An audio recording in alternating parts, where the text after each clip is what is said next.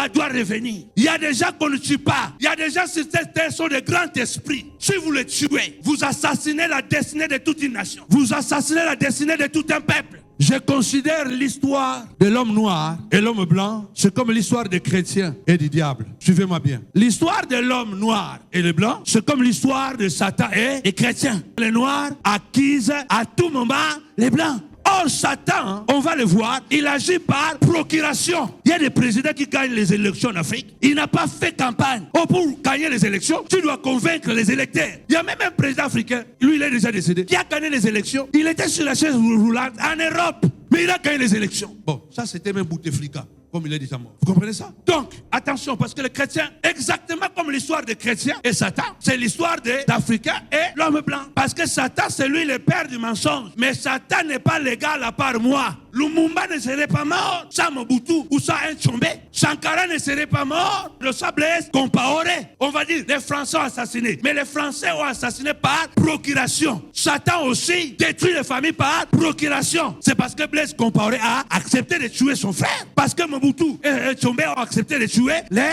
frères. Et je vous révèle un secret. Vous savez quoi? Le destin du Congo, Lumumba doit revenir. Pour le salut du Congo, RDC, Lumumba doit revenir. C'est biblique. Élie était un prophète qui a impacté Israël. Au moment où le peuple était perdu dans l'idolâtrie et dans la distraction de Jézabel, Élie s'est levé. Il a ramené le peuple à Dieu. Et un jour, Dieu dira, Élie doit revenir. Élie doit revenir. Élie ne doit pas se réincarner parce que la Bible ne réincarne pas. On n'est pas dans la doctrine de réincarnation. Mais l'énergie d'Élie, la mentalité d'Élie, le charisme d'Élie doit revenir pour sauver Israël. Et quand Jésus est venu, il a confirmé que l'esprit d'Élie était déjà sur le terrain. C'était Jean-Baptiste. Lumumba doit revenir. Il y a des gens qu'on ne tue pas. Il y a des gens sur cette terre qui sont de grands esprits. Si vous les tuez, vous assassinez la destinée de toute une nation. Vous assassinez la destinée de tout un peuple. Et les grands esprits comme ça, je les reformule. Les Moïse et les Jean-Baptiste ne naissent pas tous les jours, ne naissent pas toutes les années. Non, les Moïse ne naissent pas tous les jours. Les Jean-Baptiste ne naissent pas tous les jours. Les Patrice Lumumba ne naissent pas tous les jours. Si vous tuez Patrice Lumumba, pour revoir l'esprit de Patrice Lumumba, vous pouvez attendre 100 ans ou voire 400 ans. Mon Dieu. J'ai dit à Abraham, ton peuple sera 400 ans esclave. Je vous dirai après pourquoi 400 ans, parce que je frôle. 400 ans dans un pays. Israël va en Égypte, l'Afrique, il y séjourne. Moïse devait naître avant 400 ans. Quelqu'un me suit? Là-bas, vous me suivez? Avant 400 ans, Moïse doit, parce qu'il faut qu'il ait un libérateur qui doit sauver ce peuple de la douleur, de l'esclavage. En 350, Moïse est né. Après qu'ils sont arrivés en Israël, en Égypte, en Afrique, après 350 ans, Moïse est né. Quand Moïse veut naître, le diable voit dans les sphères spirituelles qu'il y a un grand esprit qui veut naître.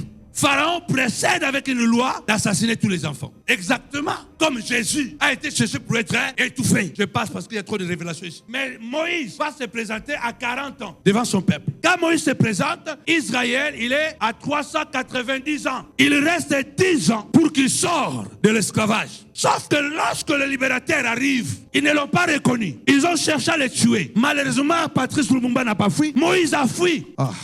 Imaginez-vous, s'ils avaient tué Moïse, ils devaient attendre 350 ans supplémentaires pour qu'un Moïse naisse encore. Vous avez tué Lumumba, mais vous ne savez pas combien d'années Dieu a mis pour que Lumumba naisse. Puisque vous l'avez tué, mais vous ne connaissez pas combien d'années. Au lieu de 10 ans, au lieu de sortir à 400 ans, ils sont sortis à 430 ans. La prophétie a retardé de 30 ans. L'église doit changer le message. Nos églises africaines doivent transformer les gens, à les amener à un niveau de la compréhension, de la réflexion. Le Burkina a attendu 35 ans. Sankara est mort en 87. Ibrahim Traoré est né en 88. Quelle bénédiction. 35 ans après, l'esprit de Sankara est de retour au trône, aux affaires. Vous comprenez ça? Mais quand est-ce que l'esprit de Lumumba va prendre place au Congo?